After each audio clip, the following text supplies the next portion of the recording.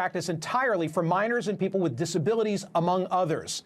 Had such a law been in place in Florida in 1992, it would have dramatically altered the life of my next guest. When Ian Manuel was 13, he participated in a robbery with some older kids and shot a woman in the face. He was charged as an adult with armed robbery and attempted murder. He was told to plead guilty to get a lesser sentence of 15 years.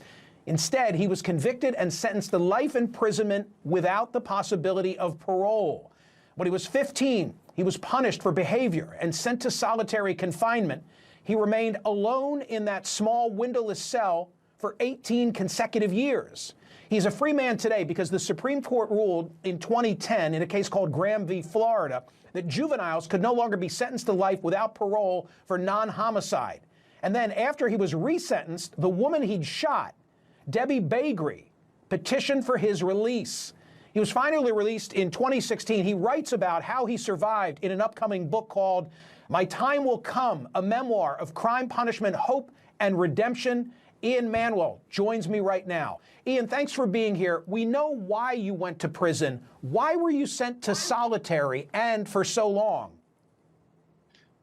Thank you for having me, Michael. I was sent to solitary initially on my first day in prison for being 15 years old, 14 years old to be specific. Afterwards, after being in confinement for 3 weeks, I was placed in the general prison population and then given all the responsibilities of an adult when I was still a child. I rebelled. I walked in the grass. I was in unauthorized areas. The officers would curse at me. I would curse back. Just typical teenage behavior. But instead of being like grounded for an hour or two in my room, I was placed in long-term solitary confinement from age 15 during the George H.W. Bush administration until Obama took office for 18 consecutive years. Take me in that cell. Paint the picture. Is there a window? What were your surroundings for 18 years? For 18 years, my surroundings were 4 corners of a wall and a door. I spent most of my time in my cell just imagining. I had to use my imagination to survive. Imagining myself being free. Imagining myself getting out and being with family. All my family died during my incarceration. My mother, my grandmother, both of my grandparents, my brother, everyone died. It took me tapping into my imagination and writing poetry. I used to rewrite Eminem's poetry, Maya Angelou's Still I Rise poem, Langston Hughes' poetry. It was poetry that kept me alive and going.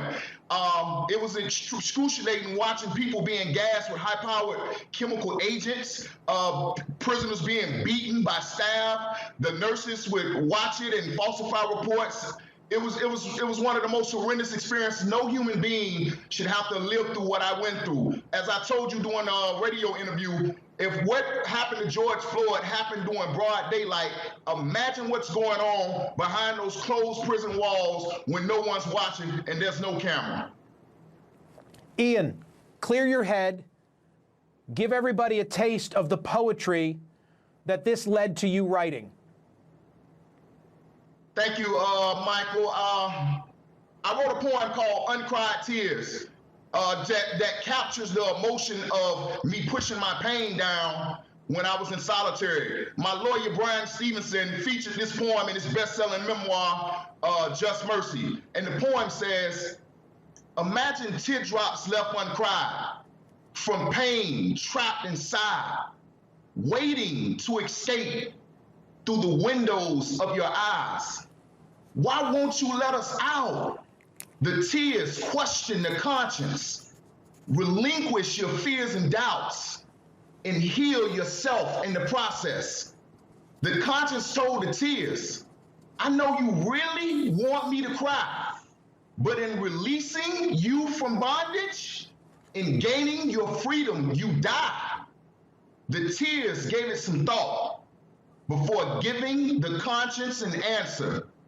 If crying brings you to triumph, then dying's not such a disaster. Uncried tears. It's pretty impressive, Ian. Hey, we should say that you would not have gotten this new lease on life but for your victim, Debbie Bagrey. being so receptive to your overture while you were still in prison. Speak to that before we have to part company.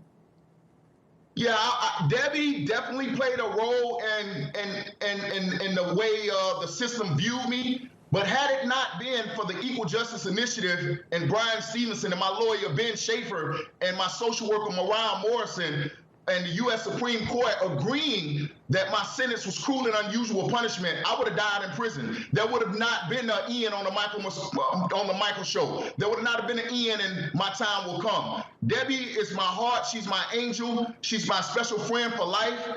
And we have a special relationship. But make no mistake about it, Ian Manuel would have died in prison had not the Equal Justice Initiative got the U.S. Supreme Court to overturn my life sentences. And I'm so forever thankful for the opportunity to have my life be free as a free man in society. After 26 years, age 13 to age